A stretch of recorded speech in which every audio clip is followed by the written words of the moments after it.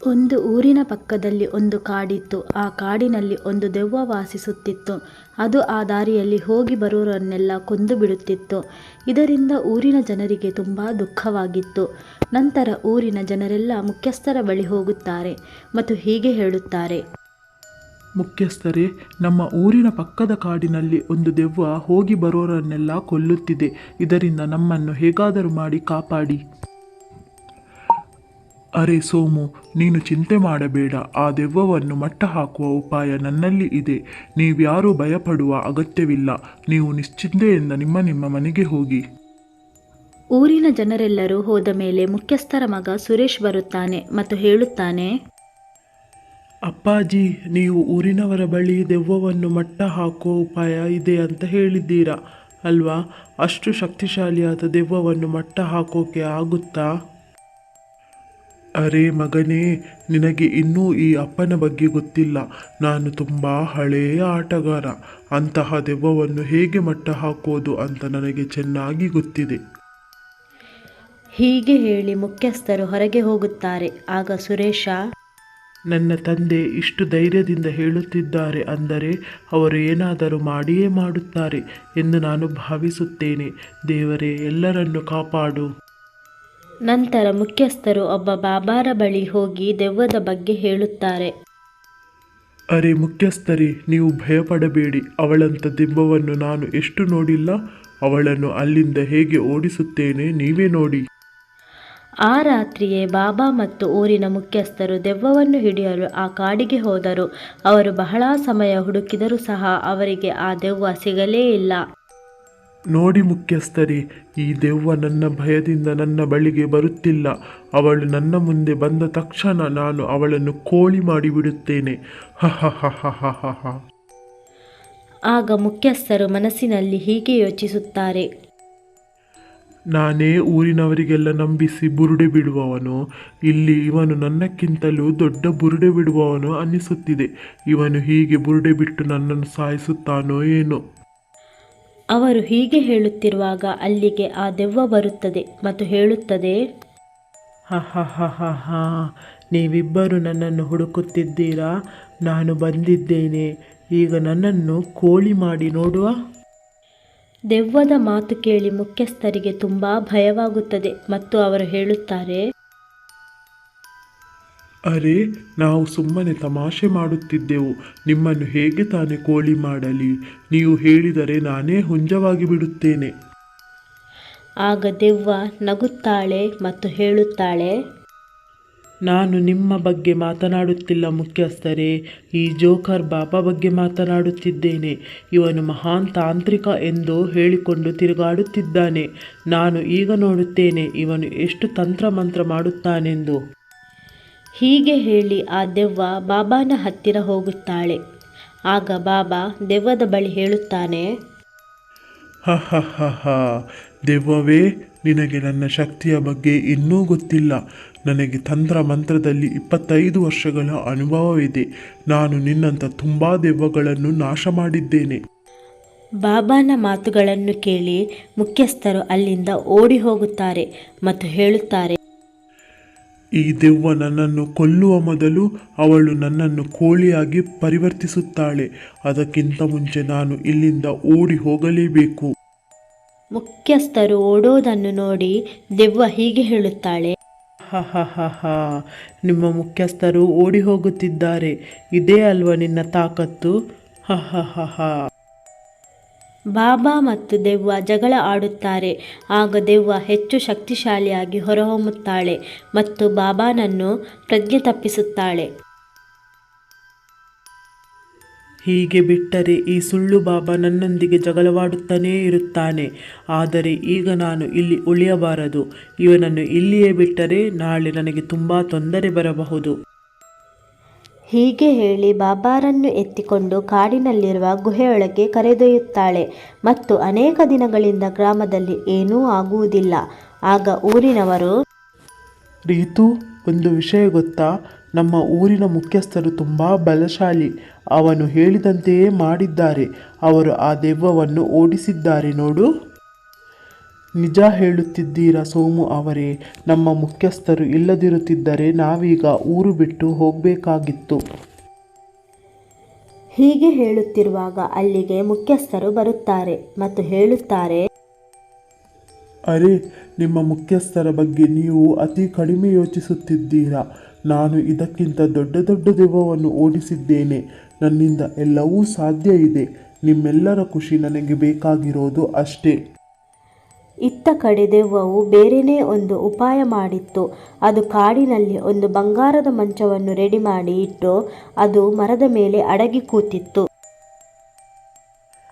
ಹಳ್ಳಿಯ ಈ ದುರಾಸೆಯ ಜನರು ಖಂಡಿತವಾಗಿಯೂ ಈ ಚಿನ್ನದ ಮಂಚದ ದುರಾಸೆಗೆ ಬರುತ್ತಾರೆ. ನಂತರ ನಾನು ಅವರನ್ನು ಕೊಂದು ತಿನ್ನುತ್ತೇನೆ. ಹ ಹ ಹ ಹ ಹ. ಆಗ ಆ ಕಾಡಿನ ದಾರಿಯಲ್ಲಿ ಮಂಜು ಅನ್ನುವನೊಬ್ಬ ಬರುತ್ತಾನೆ. ಅವನು ಆ ಚಿನ್ನದ ಮಂಚವನ್ನು ನೋಡುತ್ತಾನೆ ಮತ್ತು ಅದರ ಹತ್ತಿರ ಬಂದು ಹೀಗೆ ಹೇಳುತ್ತಾನೆ, ಅರೇ, ಇದು ಚಿನ್ನದ ಮಂಚ. ಇದು ತುಂಬ ದುಬಾರಿಯಾಗಿದೆ. ನಾನು ಈಗಲೇ ಇದನ್ನು ಮನೆಗೆ ತೆಗೆದುಕೊಂಡು ಹೋಗುತ್ತೇನೆ. ನಂತರ ಮಂಜು ಆ ಮಂಚವನ್ನು ಎತ್ತಿಕೊಂಡು ಅವನ ಮನೆ ಕಡೆ ಹೋಗುತ್ತಾನೆ. ಮನೆಯಲ್ಲಿ ಅವನ ಹೆಂಡತಿ ಸವಿತಾ ಹೀಗೆ ಹೇಳುತ್ತಾಳೆ, ಅರೆ, ಈ ಚಿನ್ನದ ಮಂಚವನ್ನು ಎಲ್ಲಿಂದ ತಂದಿದ್ದೀರಿ? ಇದು ತುಂಬ ದುಬಾರಿಯಾಗಿದೆ ಅಲ್ವಾ? ಸವಿತಾಳ ಮಾತು ಕೇಳಿ ಮಂಜು ಹೇಳುತ್ತಾನೆ, ಅರೆ ಸವಿತಾ, ಇದು ಎಷ್ಟೇ ದುಬಾರಿಯಾದರೂ ಅದರ ಲಾಭ ನಮಗಿದೆ. ಈಗ ನಾವು ಲಕ್ಷಾಧಿಪತಿಗಳಾಗುತ್ತೇವೆ ಮತ್ತು ಇಡೀ ಪ್ರಪಂಚವನ್ನು ಸುತ್ತುತ್ತೇವೆ. ಹ ಹ ಹ ಹ, ಈಗ ನಾವು ದೊಡ್ಡ ಶ್ರೀಮಂತರು ಮತ್ತು ನಾನು ರಾಣಿಯಂತೆ ಬದುಕುತ್ತೇನೆ. ನಂತರ ಮಂಜು ಮತ್ತು ಸವಿತಾ ಹಾಸಿಗೆಯನ್ನು ಹಿಡಿದುಕೊಂಡು ತಮ್ಮ ಕೋಣೆಯಲ್ಲಿ ಮಲಗುತ್ತಾರೆ. ಆದರೆ ಮಂಜುಗೆ ನಿದ್ದೆನೇ ಬರುವುದಿಲ್ಲ. ಆಗ ಅವನು ಎದ್ದು ಚಿನ್ನದ ಮಂಚ ಇರುವಲ್ಲಿಗೆ ಬರುತ್ತಾನೆ. ನಾನು ಒಂದು ಸಲ ಈ ಚಿನ್ನದ ಮಂಚದ ಮೇಲೆ ಮಲಗಿ ನೋಡಬೇಕು. ಹೇಗೆ ಆಗುತ್ತೆ ಎಂದು ಗೊತ್ತಾಗಬೇಕು. ಒಬ್ಬ ಬಡವ ಚಿನ್ನದ ಮಂಚದ ಮೇಲೆ ಮಲಗಿದರೆ ಒಳ್ಳೆ ನೆಮ್ಮದಿಯ ನಿದ್ದೆ ಬರಬಹುದು. ನಾನು ಈಗಲೇ ಮಲಗುತ್ತೇನೆ ಎಂದು ಹೇಳಿ ಮಂಜು ಆ ಮಂಚದ ಮೇಲೆ ಮಲಗುತ್ತಾನೆ. ಆಗ ಆ ಮಂಚ ತನ್ನಷ್ಟಕ್ಕೆ ಗಾಳಿಯಲ್ಲಿ ಹಾರಿಕೊಂಡು ಕಾಡಿನಲ್ಲಿರುವ ದೆವ್ವದ ಗುಹೆಯ ಹತ್ತಿರ ಬರುತ್ತದೆ. ಹ ಹ ಹ ಹ, ಇದು ಕೂಡ ಒಳ್ಳೆಯ ಉಪಾಯ. ಯಾರಿಗೂ ಏನೂ ಗೊತ್ತಾಗಲ್ಲ ಮತ್ತು ಇತ್ತ ಹಸಿವು ನೀಗುತ್ತದೆ. ಹ ಹ ಹ ಹ ಎಂದು ದೆವ್ವ ಹೇಳುತ್ತಿರುವಾಗ ಮಂಜುಗೆ ಎಚ್ಚರವಾಗುತ್ತದೆ. ಆಗ ಅವನು ಆ ದೆವ್ವವನ್ನು ನೋಡಿ ಹೆದರುತ್ತಾನೆ ಮತ್ತು ಹೀಗೆ ಹೇಳುತ್ತಾನೆ, ಅಯ್ಯಯ್ಯೋ ದೆವ್ವವೇ, ನಾನು ಇಲ್ಲಿಗೆ ಹೇಗೆ ಬಂದೆ? ದಯವಿಟ್ಟು ನನ್ನನ್ನು ಬಿಟ್ಟು ಬಿಡು. ಅಯ್ಯೋ ದೇವರೇ. ಆಗ ದೆವ್ವ ಹೇಳುತ್ತದೆ, ಹ ಹ ಹ ಹ, ನಿನ್ನ ದುರಾಸೆಯೇ ನಿನ್ನನ್ನು ಇಲ್ಲಿಗೆ ಕರೆತಂದಿದ್ದು. ನೀನು ಶ್ರೀಮಂತನಾಗಬೇಕೆಂದು ಕೆಟ್ಟ ಆಸೆಯಿಂದ ಈ ಬಂಗಾರದ ಮಂಚವನ್ನು ತೆಗೆದುಕೊಂಡು ಹೋದಿಯಲ್ಲ. ಈಗ ನೋಡು ನೀನು ನನ್ನ ಚಮತ್ಕಾರದಲ್ಲಿ ಹೇಗೆ ಸಿಕ್ಕಿ ಹಾಕಿಕೊಂಡೆ ಎಂದು. ನಂತರ ಆ ದೆವ್ವ ಮಂಜುವನ್ನು ಕೊಂದು ತಿನ್ನುತ್ತದೆ.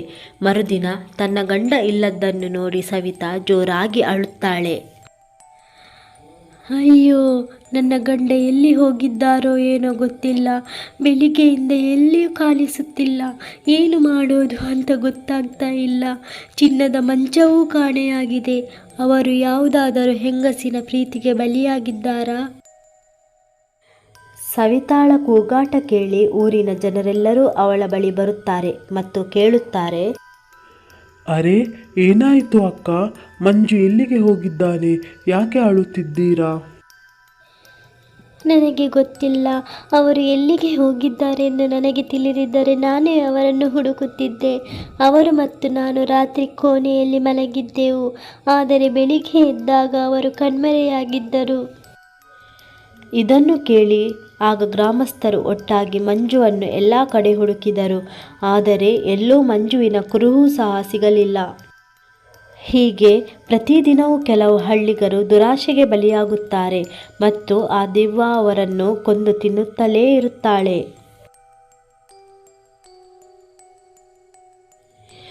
ಹೀಗೆ ಒಂದು ದಿನ ಡಿಂಕು ಆ ಕಾಡಿನಲ್ಲಿ ಹೋಗುತ್ತಿರುತ್ತಾನೆ. ಆಗ ಅವನಿಗೂ ಆ ಚಿನ್ನದ ಮಂಚ ಕಾಣುತ್ತದೆ. ಆಗ ಅವನು, ಅರೆ, ಇದೇನಿದು? ಈ ಕಾಡಿನಲ್ಲಿ ಚಿನ್ನದ ಮಂಚ ಇದೆ. ಯಾರಿದನ್ನು ತಂದು ಇಟ್ಟಿದ್ದು? ನನಗೆ ಗೊತ್ತಾಗುತ್ತಿಲ್ವಲ್ಲ. ಹೀಗೆ ಡಿಂಕು ಕಾಡಿನಲ್ಲಿ ಆ ಮಂಚದ ಮಾಲೀಕನನ್ನು ಬಹಳ ಸಮಯದಿಂದ ಹುಡುಕುತ್ತಾನೆ. ಆದರೆ ಅವನಿಗೆ ಅಲ್ಲಿ ಯಾರೂ ಕಾಣುವುದಿಲ್ಲ ಮತ್ತು ಅವನು ಒಂದು ಸ್ಥಳದಲ್ಲಿ ಕುಳಿತುಕೊಳ್ಳುತ್ತಾನೆ. ಈ ಮಲಗುವ ಚಿನ್ನದ ಮಂಚವನ್ನು ಇಲ್ಲಿ ಯಾರು ಇಟ್ಟಿರೋದು? ಇದು ಒಂಥರ ರಹಸ್ಯವಾಗಿದೆಯಲ್ಲ. ಈಗ ನಾನು ಒಂದು ಕೆಲಸ ಮಾಡುತ್ತೇನೆ. ಈ ಮಂಚವನ್ನು ನಾನು ತೆಗೆದುಕೊಂಡು ಹೋಗುತ್ತೇನೆ. ನಂತರ ಅವನು ಅದನ್ನು ಮನೆಗೆ ತೆಗೆದುಕೊಂಡು ಹೋಗುತ್ತಾನೆ ಮತ್ತು ಊರಿನ ಜನರೆಲ್ಲರನ್ನು ಮುಖ್ಯಸ್ಥರ ಜೊತೆ ಕರೆದುಕೊಂಡು ಬಂದು ಆ ಮಂಚವನ್ನು ತೋರಿಸುತ್ತಾನೆ. ಆಗ ಮುಖ್ಯಸ್ಥರು ಮಂಚವನ್ನು ನೋಡುತ್ತಾ ಹೀಗೆ ಹೇಳುತ್ತಾರೆ, ಅರೆ ಡಿಂಕು, ಇದು ತುಂಬ ಬೆಲೆಬಾಳುವ ಮಂಚ. ನಿನಗೆ ಹೇಗೆ ಸಿಕ್ಕಿತು? ಈಗ ನೀನು ದೊಡ್ಡ ಕೋಟ್ಯಾಧಿಪತಿ ಕಣೋ. ಮುಖ್ಯಸ್ಥರೇ, ನನಗೆ ಕೋಟ್ಯಾಧಿಪತಿ ಆಗಲು ಆಶೆ ಇಲ್ಲ. ನಾನು ಹೇಗಿದ್ದೇನೋ ಹಾಗೆಯೇ ಇರುತ್ತೇನೆ. ಈ ಮಂಚವನ್ನು ನೀವೇ ಇಟ್ಟುಕೊಳ್ಳಿ ಮತ್ತು ಇದನ್ನು ಮಾರಾಟ ಮಾಡಿ ಬರುವ ಹಣವನ್ನು ಗ್ರಾಮಸ್ಥರ ಕಲ್ಯಾಣಕ್ಕೆ ಉಪಯೋಗ ಮಾಡಿ. ನಂತರ ಮುಖ್ಯಸ್ಥರು ಅದನ್ನು ಮನೆಗೆ ತೆಗೆದುಕೊಂಡು ಹೋಗಿ ರಾತ್ರಿ ಅದರಲ್ಲಿ ಮಲಗಿರುತ್ತಾರೆ. ಆಗ ಆ ಮಂಚ ಗಾಳಿಯಲ್ಲಿ ತೇಲುತ್ತಾ ಹೋಗಿ ಆ ಕಾಡಿನಲ್ಲಿರುವ ಗುಹೆಯ ಹತ್ತಿರ ಬರುತ್ತದೆ. ಆಗ ಮುಖ್ಯಸ್ಥರಿಗೆ ಎಚ್ಚರಿಕೆ ಆಗುತ್ತದೆ. ಅರೆ, ಇದೇನಿದು? ನಾನು ಇಲ್ಲಿಗೆ ಹೇಗೆ ಬಂದೆ? ಅಯ್ಯೋ, ಇದು ದೆವ್ವದ ಗುಹೆ ಅಂತಿದೆ. ನಾನು ಇವತ್ತು ಸತ್ತ ಹಾಗೇನೆ. ಸರಿಯಾಗಿ ಹೇಳುತ್ತಿದ್ದೀಯ ಮುಖ್ಯಸ್ಥ. ಇವತ್ತಿನ ದಿನ ನಿನ್ನದೇ ಆಗಿದೆ. ನಿನ್ನಿಂದಾಗಿ ನಾನು ಈ ಗುಹೆಯಲ್ಲಿ ಅಡಗಿಕೊಳ್ಳಬೇಕಾಯಿತು. ಆದರೆ ನಿನ್ನನ್ನು ಕೊಂದ ನಂತರ ನಾನು ಈ ಇಡೀ ಹಳ್ಳಿಯ ಜನರನ್ನು ಕೊಂದು ತಿನ್ನುತ್ತೇನೆ. ಇದನ್ನು ಹೇಳುತ್ತಾ ದೆವ್ವ ಅವನನ್ನು ಸಾಯಿಸಲು ಹಿಡಿಯುತ್ತದೆ. ಆಗ ಮುಖ್ಯಸ್ಥರ ಮಗ ಸುರೇಶ ಮತ್ತು ಊರಿನ ಗ್ರಾಮಸ್ಥರು ಅಲ್ಲಿಗೆ ಬರುತ್ತಾರೆ ಮತ್ತು ಪ್ರತಿಯೊಬ್ಬರ ಕೈಯಲ್ಲಿ ಬೆಂಕಿಯ ಪಂಜುಗಳಿರುತ್ತವೆ. ಓ ದೆವ್ವವೇ, ನಮ್ಮ ಊರಿನ ಮುಖ್ಯಸ್ಥರನ್ನು ಬಿಟ್ಟು ಬಿಡು. ಗ್ರಾಮಸ್ಥರನ್ನು ನೋಡಿ ದೆವ್ವವು ಮುಖ್ಯಸ್ಥರನ್ನು ಬಿಟ್ಟು ಹೇಳುತ್ತಾಳೆ, ಅರೆ, ತುಂಬ ಒಳ್ಳೆಯದಾಯಿತು. ಇಡೀ ಊರೇ ಇಲ್ಲಿಗೆ ಬಂದಿದೆ. ಇನ್ನು ಒಬ್ಬೊಬ್ಬರನ್ನೇ ತಿಂದು ಮುಗಿಸುತ್ತೇನೆ. ಇದೊಂಥರ ಖುಷಿಯ ವಿಚಾರವಾಗಿದೆ. ಸುಮ್ಮನೆ ತುಂಬ ಟೈಮ್ ವೇಸ್ಟ್ ಮಾಡುತ್ತಿದ್ದೇನೆ. ಬೇಗ ತಿನ್ನುತ್ತೇನೆ. ಹ ಎಂದು ಹೇಳಿ ಆ ದೆವ್ವ ಅವರ ಹತ್ತಿರ ಬರುತ್ತದೆ. ಆಗ ಸುರೇಶ ಆ ದೆವ್ವದ ಎದೆಗೆ ತ್ರಿಶೂಲದಿಂದ ಚುಚ್ಚುತ್ತಾನೆ. ಅಯ್ಯೋ ಅಯ್ಯೋ ಪಾಪಿ ಮನುಷ್ಯ, ಇದು ತುಂಬ ದೈವಶಕ್ತಿಯ ತ್ರಿಶೂಲ. ಇನ್ನು ನಾನು ಬದುಕೋದಿಲ್ಲ. ಅಯ್ಯೋ ಅಯ್ಯೋ. ಹೀಗೆ ಹೇಳುತ್ತಾ ಆ ದೆವ್ವ ಅಲ್ಲೇ ಸಾಯುತ್ತಾಳೆ. ನಂತರ ಊರಿನವರೆಲ್ಲ ಅವರವರ ಮನೆಗೆ ಹೋಗುತ್ತಾರೆ.